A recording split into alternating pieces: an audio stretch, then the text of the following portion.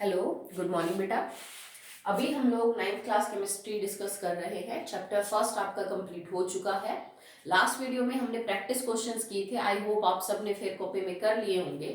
If you have any problem regarding books, अगर आपको नहीं है तो जैसे आप क्वेश्चन फिर कॉपी में करने में दिक्कत आएगी आपको, तो लेट मी नो। अगर आपको प्रॉब्लम है तो I can send the photos. Okay, तो चलिए अभी हम स्टार्ट करते हैं with the NCERT text book question and answers. Okay, so the first question in this category is which of the following are matter. आपको कुछ सब्सटेंसेस दे रखे हैं, आपको ये क्लासिफाई करना है कि इट इज मैटर और not. Okay, so number 1 chair.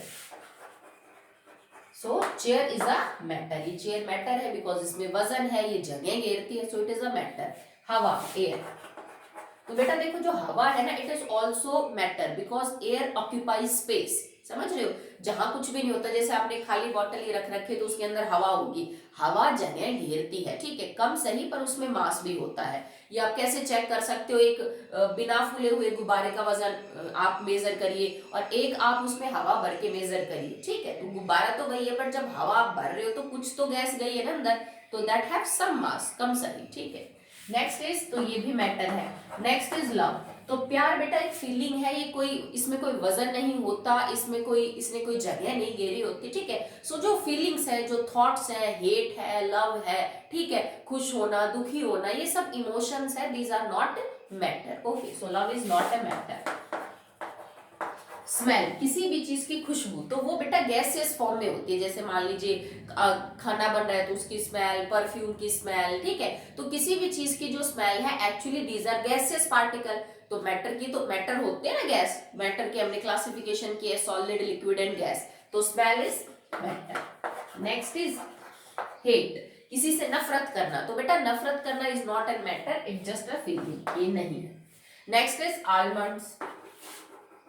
तो जो है ये ऑब्वियस सी बात है, it haves mass and occupy space. बादाम, तो ये क्या है, मैटर है। नेक्स्ट इज थॉट, विचार। तो किसी के भी जो विचार है वो कोई मैटर नहीं है, उनमें कोई वजन नहीं होता, उनके अंदर कोई स्पेस ऑक्यूपाई नहीं करते, वो जगह नहीं घेरते। ऐसे जैसे आप बैठे बैठे आपके दिमाग में कोई थॉट आया तो उसने कोई जगह थोड़ी ना घेरी है, so it is not a matter. Next is cold, ठंड लगना।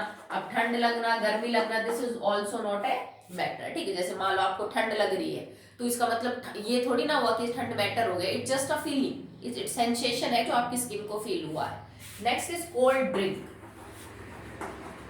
अब कोल्ड ड्रिंक का मतलब जो आप ये पेप्सी वगैरह लेते हो तो इनके अंदर तो बेटा वजन भी है, ये तो जगह भी घेरते हैं, ठीक है। So this is matter. Next, smell of perfume,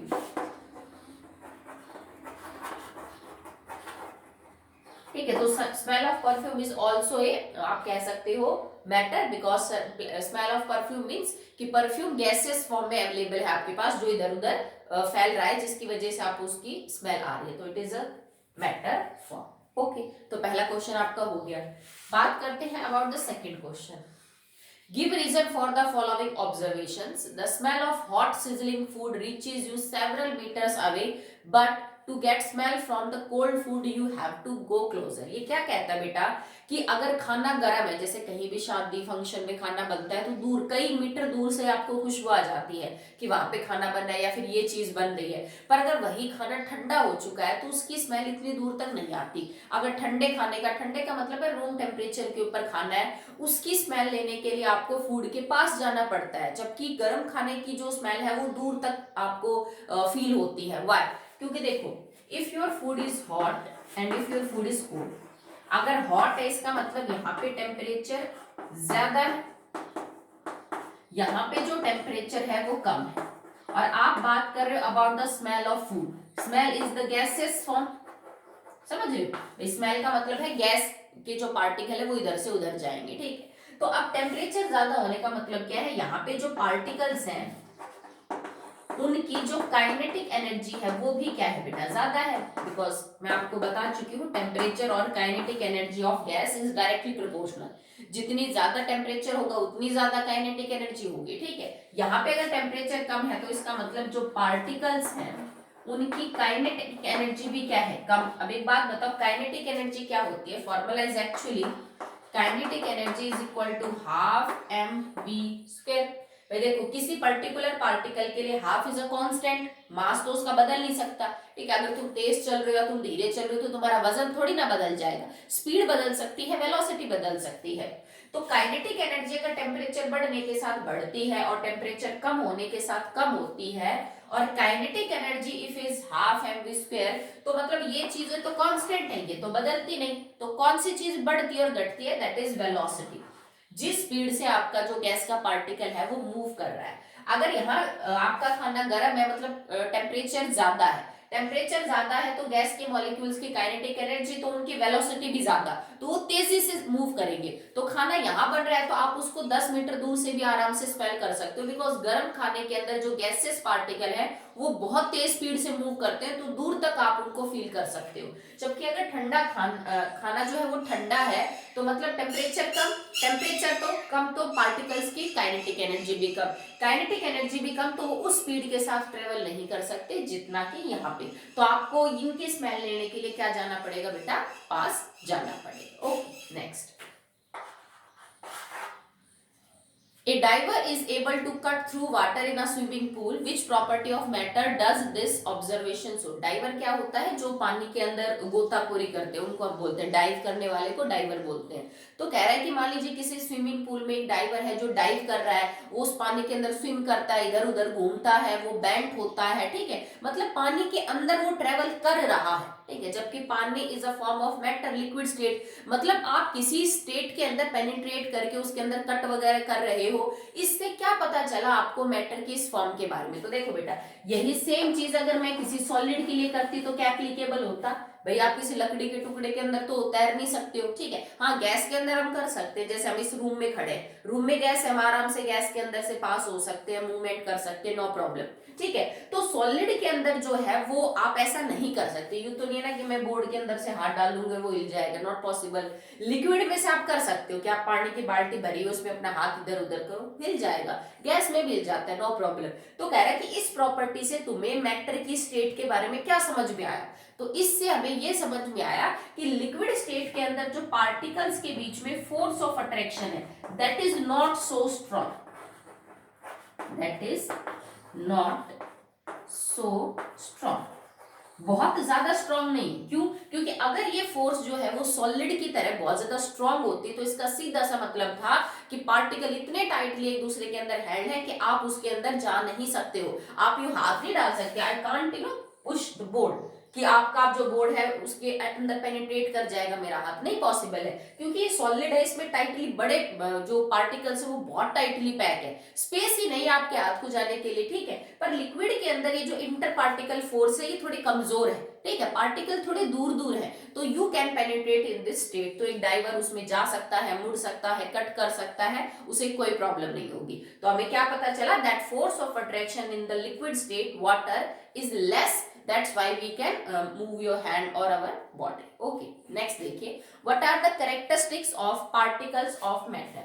तो characteristic particle of matter में क्या है बेटा, कि जो मैटर है, पदार्थ है, वो हमेशा पार्टिकल से मिलके बना है। जैसे तुम्हारी चेयर है तो वो किसी चीज से मिलके बनी होगी, पेन है तो वो किसी चीज से मिलके बना होगा, वो छोटे से छोटा हिस्सा जिससे मैटर मिलके बना है उसको हम क्या बोल देते हैं बेटा, पार्टिकल्स बोलते हैं। तो ये यही कह रहा है कि मैटर की जो फॉर्म है, अलग अलग कैरेक्टरिस्टिक्स हैं पार्टिकल्स की, वो समझिए। So number 1 is, this is question number 4, particles are extremely small, जो भी पार्टिकल्स होते हैं किसी भी मैटर के वो बहुत ही छोटे होते हैं, and that are not visible by our naked eyes, और वो हमारी नॉर्मल आप उनको आंखों से नहीं देख सकते। जैसे चौक है, चौक जिस पार्टिकल से मिलके बना है, इसका जो स्मॉलेस्ट फॉर्म है, ठीक है, जिसको रिपीट करने से बना है, आप उसको अपनी नॉर्मल आईज से नहीं देख सकते हो, चाहे आप इस चौक को कितना ही बारीक क्यों ना कर दो तो भी आप पार्टिकल को विजिबल नहीं कर सकते, ठीक है। Second, continuously moving, continuously moving, particles जो होते हैं किसी भी मैटर के फॉर्म के, either it is solid, liquid और गैस, वो लगातार मूव करते रहते हैं, वो ठहरते नहीं है। इस गैस के पार्टिकल इधर उधर भागते रहेंगे, लिक्विड के भी भागते रहते हैं, ठीक है, सॉलिड के भी भागते हैं। अब आप कहोगे कि सॉलिड के अंदर तो जो इंटर पार्टिकल स्पेस है वो बहुत ही कम है, जगह भी नहीं होती, तो सॉलिड के पार्टिकल्स कहाँ मूवमेंट करते हैं बेटा, पर कम करते हैं। सॉलिड्स के अंदर खाली एक टाइप का जो मोशन है वो देखने को मिलता है, that is known as vibrational motion. It is known as vibrational motion. Motions की कई टाइप होते हैं, आप आगे पढ़ोगे। तो सॉलिड के अंदर बाकी किसी टाइप का मोशन नहीं, ये नहीं है कि पार्टिकल छोड़ के इधर उधर कहीं भाग जाएगा, नॉट पॉसिबल। पर हाँ, ये अपनी मीन पोजीशन पे वाइब्रेट कर सकते हैं, जैसे ऐसे ऐसे करेंगे, ये इसको हम बोलते हैं वाइब्रेशन। आपका फोन वाइब्रेट करता है ना, कि फोन वहीं रखा है पर वो वाइब्रेट करता है, थोड़ा हिलता है, उसी पोजीशन पे हिलता है, यूं तो नहीं है कि वाइब्रेट करते करते कहीं और चला जाएगा। तो सॉलिड जो पार्टिकल्स होते हैं मैटर के, उनमें ये गुण होता है कि वो अपनी जगह पे यूं यूं हिलते रहते हैं, वाइब्रेट करते रहते हैं। तो मोशन तो ये भी दिखाते हैं। ऐसा नहीं है कि एकदम जड़ हो गए और फिक्स हो गए, जैसे तुम दीवार बनाते वक्त ईंटों को सीमेंट में चिनते हो तो ईंट फिक्स हो जाती है, वो तो नहीं हिलती है, वैसा अरेंजमेंट नहीं है। मोशन हमेशा दिखाएंगे पर उनका मोशन सिर्फ वाइब्रेशन होता है और कुछ नहीं। लिक्विड गैस चाहे तो इधर चल सकती है, इधर चल सकते हैं, वो किधर भी मूव कर सकते हैं। ठीक। Third, they have interparticle force या forces, they have interparticle forces। ठीक है, इसका मतलब क्या है बेटा कि उनके बीच में जो पार्टिकल है, चाहे मैटर की सॉलिड हो, लिक्विड हो या फिर गैस हो, ठीक है, उनके बीच में हमेशा फोर्स ऑफ अट्रैक्शन मिलेगी, चाहे कम या ज्यादा। If it is solid, force of attraction बहुत है, if it is liquid, force of attraction कम है, and if it is gas then force of attraction is much lesser, पर होगी जरूर। ठीक है। Fourth, they have interparticle force, sorry space, inter particle space. इसका मतलब स्पेस जरूर होगा, दो पार्टिकल्स के बीच में आपको चाहे उनको कितना ही टाइटली पैक कर दो, but they have the space. ठीक है, सॉलिड में स्पेस बहुत ही कम होता है, लिक्विड में स्पेस ज्यादा है, और गैस में ये स्पेस बहुत ज्यादा है। जैसे मैंने सॉलिड को पास पास किया तो भी ये जगह खाली बची ना, बचेगी, लिक्विड में ये जगह और खाली बचेगी, और गैस में ये जगह और खाली। So these are the four characteristics of particles. Okay, next देखिए। The mass per unit volume of substance is called density। क्या कहता है कि किसी भी सब्सटेंस की डेंसिटी का मतलब है कितना मास कितनी वॉल्यूम के अंदर है। मास पर यूनिट वॉल्यूम को हम क्या बोल देते हैं, डेंसिटी, घनत्व जिसको हम बोलते हैं। Arrange the following in increasing order of their density. तो कुछ सब्सटेंसेस दे रखे हैं आपको, इंक्रीजिंग ऑर्डर ऑफ डेंसिटी में रखना है। तो एक बात ध्यान रखना, सबसे कम डेंसिटी होती है गैस की, फिर होती है लिक्विड की, और फिर होती है सॉलिड। तो अगर आपको सॉलिड लिक्विड गैस में कुछ दे रखा है तो आप बता ही दोगे कि भाई जर्नली सॉलिड्स की ज्यादा है, लिक्विड की कम, गैस की कम। पर दो गैस में से कंपैरिजन करवा रहे हैं, दो लिक्विड में से कंपैरिजन करवा रहे हैं, तो आपको थोड़ा देखना पड़ेगा। जैसे इसमें दे रखा है एयर, उसके बाद है एग्जॉस्ट फ्रॉम चिमनी। एयर का मतलब है हवा, एग्जॉस्ट फ्रॉम चिमनी का मतलब है कि मान लीजिए किसी फैक्ट्री की चिमनी से, या जो ईंट भट्ठे होते हैं उनकी चिमनी से जो धुआं निकलती है उसके बारे में बात हो रही है। हनी, शहद, वाटर, पानी, चौक आपके पास जो है, ठीक है, कॉटन, रुई एंड आयरन। ठीक है, तो देखिए सबसे पहले स्टार्ट करते हैं। आप अब गैस छांट लो कि इन सब चीजों में से जो गैसेस फॉर्म है वो कौन सी, क्योंकि सबसे कम डेंसिटी तो गैसेस की होगी। तो गैसेस हमारे पास दो हैं यहाँ पे, एक तो हवा है, एक एग्जॉस्ट फ्रॉम चिमनी। ठीक है, तो हवा में, इसमें देखो दोनों में बेटा फर्क क्या हो जाएगा, हवा में सिर्फ गैसेस होते हैं usually, air is a mixture of gases. जब आप एग्जॉस्ट फ्रॉम चिमनी की बात करोगे तो उसमें से कुछ डस्ट पार्टिकल, कुछ अध जली चीज, जो मान लीजिए किसी भी चीज को आप जला रहे हो तो नीचे कंबस्टन होकर चिमनी में से धुआं निकल रही है, तो जैसे आप चूल्हे में लकड़ी जलाते हो तो उसमें धुआं के साथ कई बार बिना जली हुई जो लकड़ी है, अनबर्न्ड जो कार्बन है वो भी होता है, शूट के पार्टिकल्स हो सकते हैं। तो ये हवा है, पर इसमें हवा के साथ साथ कुछ और पार्टिकल्स भी मिल सकते हैं, ठीक है, जो सॉलिड स्टेट में भी हो सकते हैं। यहाँ पे डेंसिटी ज्यादा मिलेगी कंपेयर टू दिस, मतलब इसमें air is a form mixture of gases, यहाँ पे गैस के साथ साथ कुछ और पार्टिकल्स भी पाए जा सकते हैं, ठीक है, इंप्योरिटीज पाई जा सकती हैं। तो इन दोनों में से किसकी ज्यादा होगी, एग्जॉस्ट फ्रॉम चिमनी। तो गैस ये दो ही थी, इन दोनों में सबसे कम हुई फिर एयर की, उससे ज्यादा किसकी होगी, एग्जॉस्ट फ्रॉम चिमनी। ठीक है, अब बात करते हैं अबाउट लिक्विड। हमने गैस देख रहे, अब लिक्विड इसमें कौन से हैं, दो हैं, एक शहद है, एक पानी है। तो अब सबको पता है शहद जो है वो ज्यादा गाढ़ा होता है, डेंसिटी उसकी अच्छी होती है, पानी की कम होती है। तो इसके बाद कौन आ जाएगा, दैट इज वाटर। वाटर से ज्यादा डेंसिटी किसकी है, दैट इज हनी। लिखा इतना। अब आप आ जाइए, सॉरी हम ऑर्डर कौन सा कर रहे थे, 1 मिनट, इसको चलो दोबारा ऑर्डर लिखते हैं इसका पूरा। तो less denser will be air, then it is exhaust from chimney. Next, ठीक है, उसके बाद दे रखा है दैट इज फ्रॉम, बट हाँ हमने एक चीज स्किप कर दी बेटा, इसके अंदर कॉटन भी दे रखा है, रुई भी दे रखी। रुई वैसे सॉलिड स्टेट में होती है, ठीक है, पर अगर आप इसका कंपैरिजन पानी और शहद से करें तो जो कॉटन है वो कॉटन कम डेंसर है as compare to water and honey, ठीक है। देखो है वैसे सॉलिड स्टेट में, ठीक है, पर अगर आप रुई का कंपैरिजन करें, इतनी सारी जो रुई आपने ले ली, वॉल्यूम जैसे इस कमरे में आपने पूरी रुई कर दी, आप इस वॉल्यूम बहुत ज्यादा हो जाएगी रुई की, ठीक है, पर उसमें मास बहुत कम है। आप इतनी सी रुई भी आप लेते हो तो देखो उसने इतनी जगह घेरी, पर उसमें मास बहुत कम है। तो डेंसिटी क्या होती है बेटा, density is mass upon volume. रुई वॉल्यूम बहुत ज्यादा ऑक्यूपाई कर सकती है पर उसमें वजन कम होगा। अगर किसी की वॉल्यूम ज्यादा है इसका मतलब उसकी डेंसिटी क्या है, कम। भाई इस फॉर्मूले से हमें ये पता चला कि डेंसिटी वॉल्यूम के इनवर्सली रिलेट करता है, मतलब वॉल्यूम ज्यादा तो डेंसिटी कम, पर इतनी ही जगह में अगर तुम पानी भरोगे तो उसका मास ज्यादा होगा, ठीक है। आप सिंपल से समझ लीजिए, एक ग्लास है आपके पास, एक ग्लास में आपने रुई भरी, एक ग्लास में पानी भरा उतने में, और एक में आपने शहद भरा, तो रुई सबसे कम मास लेगी, ठीक है। रुई उस ग्लास को भरने के लिए सबसे कम वजन कैरी करेगी, तो वजन कम तो डेंसिटी कम, समझ रहे हो, ठीक है। तो इसके बाद आ जाएगा आपका कॉटन।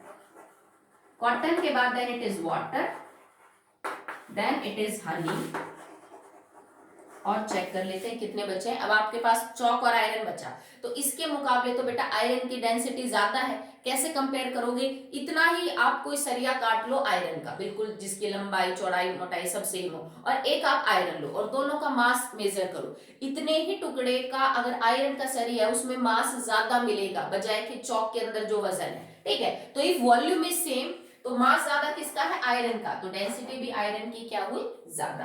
तो इसके बाद आप लिखोगे चौक,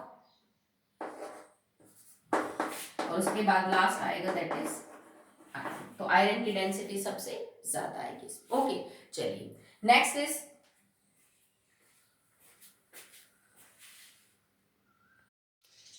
the next question is question number 6 and it is tabulate the differences in the characteristics of three state of matter। आपको सॉलिड, लिक्विड और गैस के अंदर डिफरेंस बताना है अकॉर्डिंग टू द कैरेक्टरिस्टिक्स के हिसाब से। तो देखो सॉलिड, लिक्विड एंड गैसेस के अंदर हमने डिफरेंस कर लिए थे, वो टेबल भी बनाई थी जिसमें हर प्रॉपर्टी आपको सामने दे रखी है और उस प्रॉपर्टी के हिसाब से अंतर बता रखा है। स्पेस किस में कितना है, डेंसिटी किसकी ज्यादा है, हार्ड कौन है, तो वो आप डायरेक्ट कर लीजिएगा, उसमें मेरे समझाने की जरूरत नहीं है, मैं आपको ऑलरेडी करवा चुकी हूँ। इसका बी पार्ट है कमेंट अपॉन द फॉलोइंग, नीचे दी गई चीजों पे कमेंट करिए। One is rigidity. तो रिजिडिटी क्या होती है, रिजिड का मतलब होता है कोई चीज कितनी सख्त है, ये समझ लीजिए आप, हार्ड समझ लीजिए, मतलब थोड़ा सिंपल करने के लिए। रिजिडिटी का मतलब ये होता है आपके पास कोई चीज है और आप उसके ऊपर प्रेशर लगा रहे हो पर वो अपनी शेप साइज नहीं बदल रही, that means it is rigid. आपने ये बोर्ड है, बोर्ड को हमने खूब पुश किया पर इसने अपनी शेप नहीं बदली, ठीक है। आप एक्सटर्नल फोर्स लगाओ और वो अपनी शेप ना बदले, ठीक है। ये नहीं है कि आप इस पे बहुत ज्यादा वजन डालोगे टुकड़े टुकड़े हो जाएगा, वो नहीं। नॉर्मली अगर आप फोर्स लगाओ that do not change it shape, तो हम कहेंगे ये सब्सटेंस कैसा है भाई, रिजिड है, ठीक है। अब और एक जैसे मान लीजिए आपके पास गीला आटा है, उसके ऊपर आप फोर्स लगाओगे तो वो अपनी शेप बदल लेगा, तो वो ज्यादा रिजिड नहीं है। आप किसी लिक्विड के ऊपर फोर्स लगाओगे तो वो तो वैसे ही शेप चेंज कर लेता है। तो रिजिडिटी एक ऐसी प्रॉपर्टी है मैटर की जिसमें आप बाहर से फोर्स लगाने पे भी अगर कोई मैटर अपनी शेप चेंज ना कर पाए that means it have high rigidity, उसकी अच्छी खासी रिजिडिटी है, ठीक है। And this is maximum in solid. क्यों, क्योंकि बेटा कोई चीज अपनी शेप तो तब बदलेगी ना जब उसके अंदर स्पेस होगा पार्टिकल्स में। जितना पार्टिकल्स में स्पेस उतना वो इधर उधर जा सकेंगे फोर्स लगाने पे। सॉलिड में तो स्पेस ही ना के बराबर है, so they will not shift anywhere और उनकी शेप यूजुअली मेंटेन रहती है, ठीक है। Next is compressibility. कंप्रेसिबिलिटी है कि बाहर से फोर्स या प्रेशर अप्लाई करने पे अगर कोई चीज कंप्रेस हो जाए, ठीक है, मतलब पहले के मुकाबले उसकी जो वॉल्यूम है वो कम हो जाए, ठीक है, स्पेस कम ऑक्यूपाई करे, उसको हम बोलते हैं कंप्रेसिबिलिटी। अगेन कंप्रेसिबिलिटी के अंदर एक ही फैक्टर काम करता है, वो स्टेट ज्यादा कंप्रेसिबल होगी जिसके अंदर इंटर पार्टिकल स्पेस ज्यादा होगा, क्योंकि आप ज्यादा दूर वाले पार्टिकल्स को फोर्स लगा के प्रेशर लगा के पास ला सकते हो, जो ऑलरेडी पास है उन पे आप फोर्स लगा के उनको और पास नहीं ला सकते। तो gases will have maximum compressibility, gases have maximum compressibility क्योंकि उनके पार्टिकल सबसे ज्यादा दूर दूर है, ठीक है। Third is fluidity, it is tendency to flow, बहने की जो प्रॉपर्टी है, मतलब पार्टिकल्स की मूव करने की जो प्रॉपर्टी है कि किसी स्टेट ऑफ मैटर में क्या पार्टिकल फिक्स है या फिर वो मूव कर पा रहा है। तो सॉलिड स्टेट के अंदर पार्टिकल स्पेस ना होने की वजह से, बहुत ही कम स्पेस होने की वजह से ऑलमोस्ट फिक्स अपनी जगह पे, they can only show vibrational motion, ठीक है। बट लिक्विड और गैस के अंदर जो पार्टिकल है उनके बीच में स्पेस है, so they can move, so they can flow, ठीक है। तो मूवमेंट ऑफ पार्टिकल की प्रॉपर्टी है fluidity. Next is kinetic energy, kinetic energy is half mv²। आप इसको यूं समझ लीजिए, जब कोई चीज मोशन में होती है, जब कोई चीज चल रही होती है, ठीक है, तो उस एनर्जी को हम बोलते हैं, तो एनर्जी उसमें है उसको हम बोलेंगे kinetic energy. Energy due to motion of a body is known as kinetic energy and it is equal to half mv²। मतलब हाफ इज अ कांस्टेंट, मान लो कि तुम्हारा एक पार्टिकल है, उसके अंदर वजन है 10⁻³ ग्राम और उसकी वेलोसिटी मान लीजिए है इट इज 2 मीटर पर सेकेंड समथिंग, ठीक है। तो आप इसको सॉल्व करेंगे तो you have the kinetic energy, ठीक है। तो इस तरह से आप निकाल सकते हैं। Next is density. So what is density? Density of a substance is mass upon volume. Density होती है मास अपॉन वॉल्यूम, कि कितनी जगह घेर रखी है किसी सब्सटेंस ने और उस जगह घेरने के दौरान उस पे टोटल कितना वजन है। सो मास को वॉल्यूम से जब डिवाइड करेंगे then it is equal to the density. और डेंसिटी सॉलिड्स की मैक्सिमम है, सॉलिड है मैक्सिमम, ऐसे एक्सेप्शन आपको मिल जाएंगे। काइनेटिक एनर्जी गैस की मैक्सिमम है, गैस है मैक्सिमम काइनेटिक एनर्जी, और फ्लूइडिटी की प्रॉपर्टी भी किसमें है, गैस के अंदर मैक्सिमम होती है। ओके, आई होप आपको क्लियर है। नेक्स्ट बात करते हैं अबाउट क्वेश्चन नंबर 7। ये सब आप अपनी फेयर कॉपी में करेंगे बेटा अच्छे से। हम बहुत ज्यादा क्वेश्चन आंसर नहीं करेंगे एक दिन में, क्योंकि आपको राइटिंग में और समझने में दिक्कत होगी, तो ज्यादा नहीं करेंगे, थोड़े थोड़े करेंगे। आप इनको साथ साथ फेयर कॉपी में अपने अटेम्प्ट करिए। ओके, सारे इंपॉर्टेंट होते हैं। एनसीईआरटी के क्वेश्चन तो बहुत इंपॉर्टेंट है, डायरेक्ट पूछा जाता है एग्जाम में एनसीईआरटी का question. Okay, so next is 7। Give reason a gas fill completely the vessel in which it is kept. First पूछ रहा है आपसे कि जो गैस है वो जिस भी बर्तन में रखी जाती है उस बर्तन को पूरी तरह भर लेती है, बताओ कैसे। जैसे मान लो आपने एक बॉटल है, उस प्लास्टिक की बॉटल में कुछ नहीं डाला, तो हवा तो है, आपने उसका ढक्कन लगा दिया, तो उसके अंदर जो हवा है उसने पूरी बोतल को घेर रखा है। ऐसा तो नहीं है ना कि नीचे नीचे तो हवा है ऊपर वैक्यूम है, ऐसा तो नहीं होता। क्यों होता है ऐसा? क्योंकि बेटा गैस के जो पार्टिकल है वो बहुत हाई स्पीड से इधर उधर भागते रहते हैं। तो जैसे मान लो आपके पास एक बॉटल थी, ठीक है, आपने यहाँ पे ढक्कन लगा रखा है और आपने जैसे थोड़ी हवा, तो ये पार्टिकल इतने, बस इसमें मान लो इतने ही पार्टिकल, तो कभी ये यहाँ होगा, कभी ये यहाँ होगा, कभी इधर, कभी इधर, कभी इधर, ये यूं घूमते रहेंगे, तो इस सारी बोतल की वॉल्यूम को घेर लेते हैं, ठीक है। Because particle are continuously moving and they are moving at very high speed, तो वो पूरी वॉल्यूम की जो को क्या कर लेते हैं, ऑक्यूपाई। अगर ये लिक्विड होता तो ये पूरी वॉल्यूम को ऑक्यूपाई नहीं कर पाता, अगर आपने इसको नेक तक भरा नहीं होता, समझ रहे हो, ठीक है। हमने डाले तो इसमें 10 ही पार्टिकल है, पर 10 पार्टिकल ने पूरी जगह को घेर लिया, क्योंकि वो लगातार इधर उधर मूव करते रहते हैं, ठीक है। नेक्स्ट है a gas exert pressure on the walls of container. जैसे मान लीजिए किसी भी बर्तन में आपने किसी गैस को स्टोर कर रखा है, तो वो उस बर्तन की दीवारों के ऊपर बहुत प्रेशर लगाती है। इसका सिंपल सा एक एक्सप्लेनेशन है, जैसे तुम गुब्बारा फुलाते हो, उसमें हवा भरते हो, तो एक लिमिट है ना गुब्बारे की हवा को स्टोर करने की। अगर आप उसमें जरूरत से ज्यादा भरोगे तो गुब्बारा फट जाता है। क्यों भाई? क्यों? हवा में तो कुछ मास वास होता है नहीं, बहुत कम होता है। तो फिर ऐसा क्या हुआ कि गुब्बारा फट गया? क्योंकि जब गुब्बारे की जो वो बाहर की कवरिंग है दैट इज रबर, वो रबड़ है, तुम हवा भरते हो स्ट्रेच होता चला जाता है।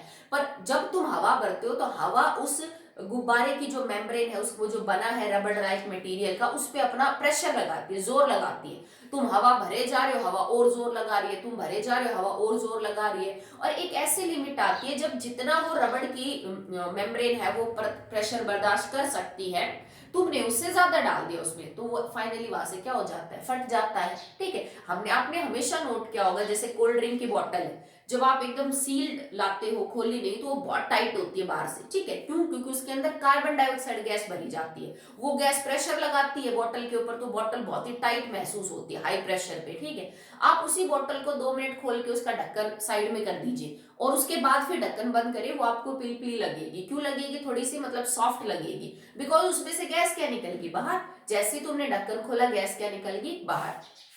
हमारे घर में जो एलपीजी सिलेंडर है वो आपने देखा कितना भारी और कितना हाई मटेरियल होता है, वो कितना सॉलिड मटेरियल का बना है। हम प्लास्टिक के बने हुए सिलेंडर में एलपीजी क्यों नहीं रखते? या फिर मान लो अगर लोहे के बने हुए सिलेंडर में रखना है तो इतना भारी और इतना मोटा वो बनाने की क्या जरूरत थी? क्योंकि हमने बहुत हाई प्रेशर पे गैस को भर के रखा है उसके अंदर, वो गैस प्रेशर लगा रही है। अगर आपने कोई नॉर्मल से मटेरियल का सिलेंडर बनाया तो वो जो अंदर गैस प्रेशर लगा रही है वो सिलेंडर बर्दाश्त ही नहीं कर पाएगा, वो फट जाएगा। इस वजह से वो सिलेंडर इतने भारी और इतने मजबूत होते हैं ताकि अंदर की गैस के प्रेशर को बर्दाश्त कर सके। क्यों लगाती है गैस प्रेशर? क्योंकि बेटा पार्टिकल लगातार हिलते हैं। एक बात बताओ, अगर ये पार्टिकल चल रहे हैं तो ये एक दूसरे को भी टक्कर मारेंगे, और टक्कर मारते वक्त ये इस बॉटल की दीवार पे भी टक्कर मारेंगे।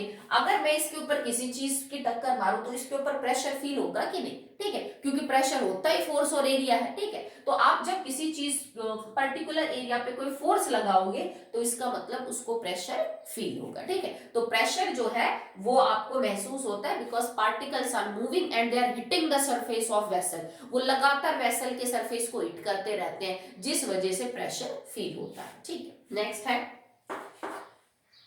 ए wooden table should be called as solid. हम एक लकड़ी की बनी हुई मेज को सॉलिड कहेंगे, क्यों? क्योंकि उसके अंदर फिक्स शेप है, उसके अंदर मास है। ठीक है, उसकी वॉल्यूम फिक्स है, उसका शेप फिक्स है, उसका साइज फिक्स है, that's why it is a solid. ठीक है, next is D. We can easily move our hand in air but do not do the same through a solid block of wood. We need a karate expert. देखो अभी क्या कह रहा है कि आप हवा में से आराम से हाथ हिला लेते हो, पानी में से आराम से हाथ हिला लेते हो, बट अगर आपको किसी लकड़ी के बॉक्स को या फिर मान लीजिए किसी सीमेंट को, किसी ईंट की जो बनी हुई आपके पास मॉडल है उसको तोड़ना हो तो वो आपके बस की बात नहीं है। You need an karate expert. तो ये वही चीज है जो शुरू में हमने वो डाइवर वाला केस लेके समझाया था। अगर इंटर पार्टिकल स्पेस जो है वो ज्यादा है तो आप उसमें से मूव नहीं कर पाएंगे। इफ यू हैव स्पेस तो आप मूव कर सकते हैं। वो कराटे एक्सपर्ट क्या करते हैं बेटा कि वो कॉन्सेंट्रेट करके किसी पर्टिकुलर रीजन पे बहुत ही हाई फोर्स लगाते हैं। ठीक है, जैसे मान लीजिए उनको ईंट तोड़नी है या टाइल तोड़नी है, ठीक है, लकड़ी तोड़नी है, तो वो कॉन्सेंट्रेट करके एक पर्टिकुलर रीजन के ऊपर इतनी हाई फोर्स लगाते हैं कि वो सॉलिड चीज भी वहां से क्या हो जाती है, ब्रेक हो जाती है। हमारे बस की बात नहीं है क्योंकि हम उतना कॉन्सेंट्रेट करके एग्जैक्टली एक पर्टिकुलर पॉइंट के ऊपर उतनी फोर्स अप्लाई नहीं कर सकते। ठीक है, नेक्स्ट देखिए 8th. Liquids generally have lower density as compared to solids, but you must have observed that ice floats on water. Why? अब देखो ये बहुत ही इंपॉर्टेंट क्वेश्चन है, इसको आप बड़ी क्लासेस में भी पढ़ेंगे कि आपको ये पता है कि सॉलिड्स की जो डेंसिटी है जनरली हाई है और लिक्विड्स की कम है। पर आपने देखा होगा कि अगर आप एक ग्लास के अंदर पानी लो जो कि लिक्विड स्टेट है वाटर की, और उसमें आप आइस डाल दो, आइस क्यूब्स डाल दो, तो आइस क्यूब जो है वो हमेशा क्या करेंगे, फ्लोट करेंगे। आइस सॉलिड है, उसकी डेंसिटी ज्यादा होनी चाहिए थी, पानी में बर्फ डालती, बर्फ को नीचे बैठना चाहिए था, पानी को ऊपर रहना चाहिए था, पर होता उल्टा है। क्या होता है कि आइस सॉलिड होते हुए भी ऊपर फ्लोट कर रही है, जबकि पानी जो है आपका लिक्विड होते हुए भी क्या कर रहा है, नीचे है। इसका रीजन है the structure of ice. The structure of ice, ice का जो स्ट्रक्चर है ना वो बहुत ज्यादा डेंसर नहीं। बेटा देखो हम जर्नली वर्ड यूज करते हैं कि सॉलिड्स की डेंसिटी जर्नली ज्यादा है। जैसे अभी हमने पीछे कॉटन का एग्जांपल किया था, कॉटन भी तो सॉलिड है, रुई सॉलिड है ना, स्पंज जो है वो क्या है, सॉलिड ही है, पर उसकी डेंसिटी आप कंपेयर तो नहीं कर सकते लोहे के साथ। उससे तो हमने शहद को भी ज्यादा बताया था डेंसर, जो कि लिक्विड है। तो सिर्फ सॉलिड होना काफी नहीं होता, आपको ये भी चेक करना पड़ता है कि एक्चुअली में पार्टिकल्स के बीच में स्पेस कितना है, मास कितना है, वॉल्यूम कितनी है, क्योंकि density is all about mass and volume. तो जो आइस का स्ट्रक्चर होता है, it is cage like structure. अब केज लाइक स्ट्रक्चर का मतलब ये है, जैसे पिंजरा होता है ना, इस टाइप का स्ट्रक्चर होता है इसका। चलो आप एग्जैक्टली देखिए, इस टाइप का स्ट्रक्चर होता है, ये यूं आगे बढ़ता जा रहा है, इस टाइप का स्ट्रक्चर होता है किसका, जब आप आइस को स्टडी करते हो। And it have some cavities, इसमें खाली जगह, ये सारी खाली जगह, मतलब जो पार्टिकल है वो इन ये जो क्रॉस से हैं बन रहे हैं आपके यहाँ पे, और बीच में जो जगह है ना ये खाली पड़ी है। मतलब आइस सॉलिड जरूर है, पर उसका स्ट्रक्चर कुछ ऐसा है कि उसके बीच में खाली जगह बहुत ज्यादा है, और जब खाली जगह है तो इसका मतलब उसका मास कम है। देखो इतनी जगह में मैंने आइस को रखा और इतनी ही जगह में मैंने पानी को रखा, तो पानी के पार्टिकल जो है वो पास पास है, उनका स्ट्रक्चर ज्यादा कॉम्पैक्ट है, जबकि आइस के अंदर जो पार्टिकल्स है वो दूर दूर है, उनके बीच में स्पेस ज्यादा है। तो मतलब देखो वॉल्यूम अगर मैं फिक्स कर दूं तो इसमें नंबर ऑफ पार्टिकल कम आएंगे, क्योंकि पार्टिकल दूर दूर है, उनमें जगह ज्यादा है, ठीक है। इस लिक्विड के अंदर पार्टिकल पास पास है, तो नंबर ऑफ पार्टिकल ज्यादा आएंगे सेम वॉल्यूम में, तो मास किसका ज्यादा होगा, इसका। अगर मास ज्यादा है पानी का तो density is mass upon volume, पानी की डेंसिटी भी क्या होगी, ज्यादा। So this is all about the structure of ice. Ice का स्ट्रक्चर ही कुछ ऐसा है कि उसमें पार्टिकल बहुत दूर दूर है और बीच में खाली जगह होती है, जिसको हम बोलते हैं कि एम्प्टी स्पेस है, एयर भी इसमें ट्रैप हो जाती है, जिस वजह से इसकी डेंसिटी क्या हो जाती है, कम। तो ये कोई जरूरी नहीं, ऐसे तो लकड़ी भी फ्लोट करती है पानी के ऊपर, लकड़ी इज ऑल्सो सॉलिड एंड पानी इज लिक्विड। तो लिक्विड से ज्यादा वो क्या कह सकते हैं आप, लिक्विड की डेंसिटी ज्यादा हो गई, वुड जो कि सॉलिड है उसकी क्या हो गई, कम। That will depend upon the structure, structure के ऊपर डिपेंड करता है। ये तो जनरली बात बोली जाती है कि सॉलिड ज्यादा डेंस है, लिक्विड कम। ओके, सो अभी तक हमने NCERT text book question answer complete किए हैं, आप इनको फिर कॉपी में कर लेना। अगले वीडियो में हम एक्सरसाइज क्वेश्चंस को करेंगे।